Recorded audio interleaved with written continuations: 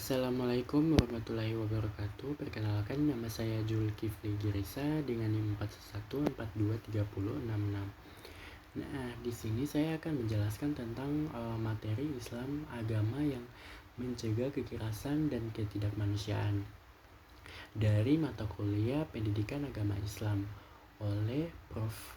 Dr. Novianti Jafri, SPDI, MPDI.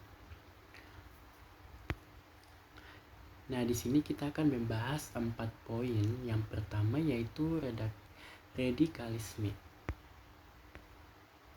Secara bahasa, radikalisme berasal dari bahasa Latin radix yang berarti akar. Ia adalah paham yang menghendaki adanya perubahan dan perombakan besar untuk mencapai kemajuan. Dalam perspektif ilmu sosial, radikalisme erat kaitannya dengan sikap atau posisi yang mendambakan perubahan terhadap status quo dengan cara menggantinya dengan sesuatu yang sama sekali, baru dan berbeda. Radikalisme merupakan respon terhadap kondisi yang sedang berlangsung yang muncul dalam bentuk evaluasi, penolakan, atau bahkan perlawanan terhadap ide, asumsi, kelembagaan, atau nilai.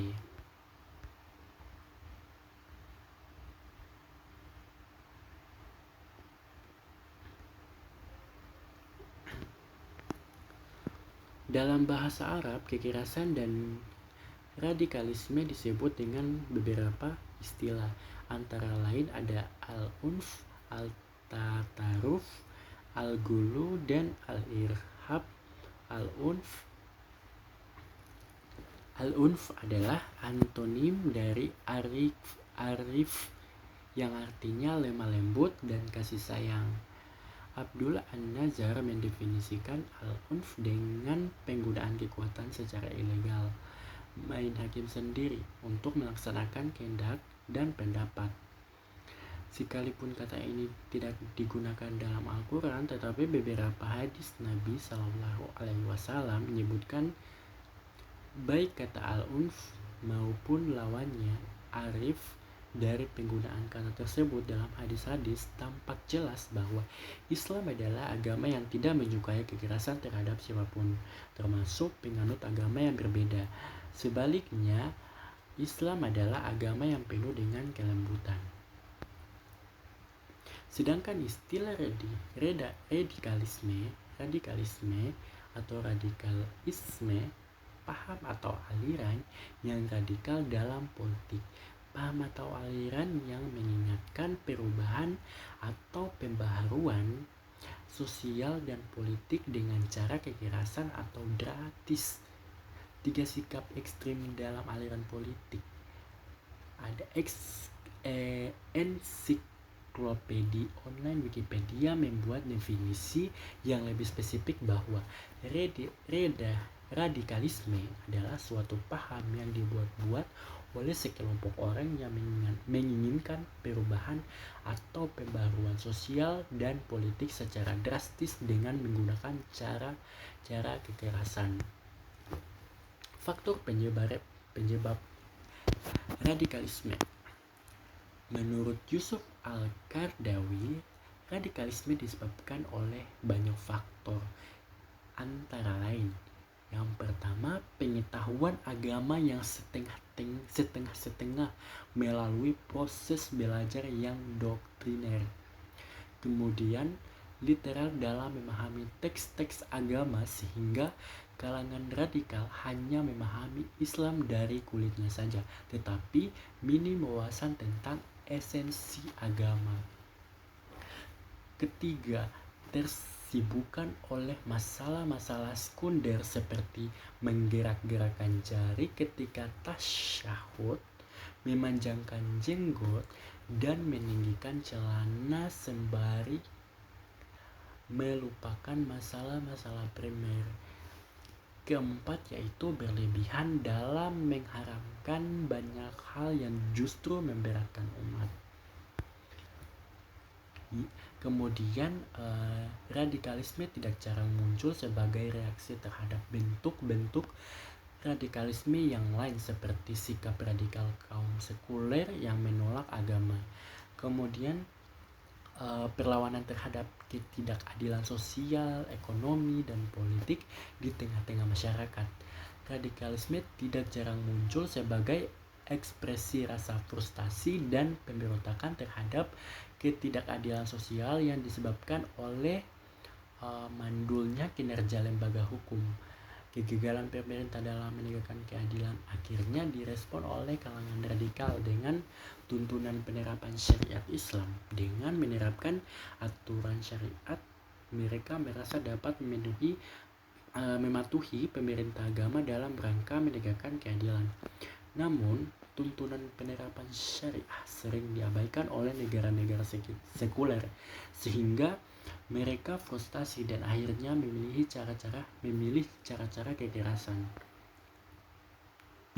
Kemudian pandangan Islam terhadap kekerasan.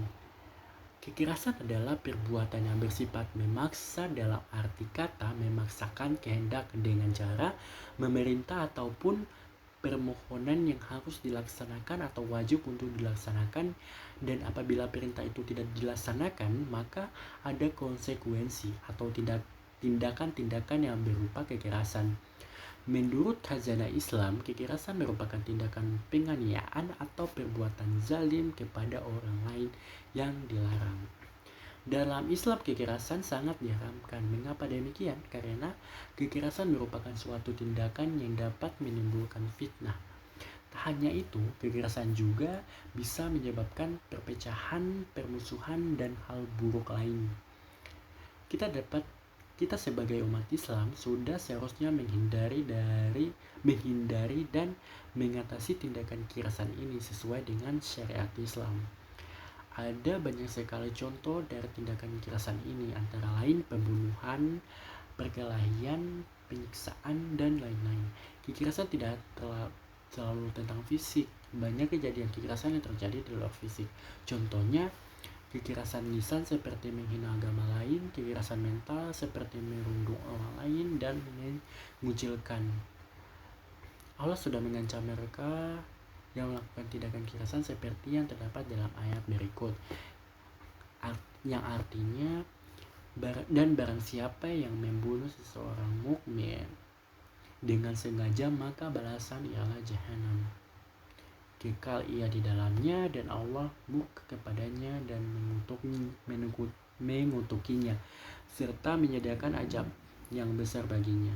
Quran Surah An-Nisa ayat 93. Dalam surat tersebut sudah dijelaskan bagaimana hukum bagi pelaku kekerasan, khusus pembunuhan.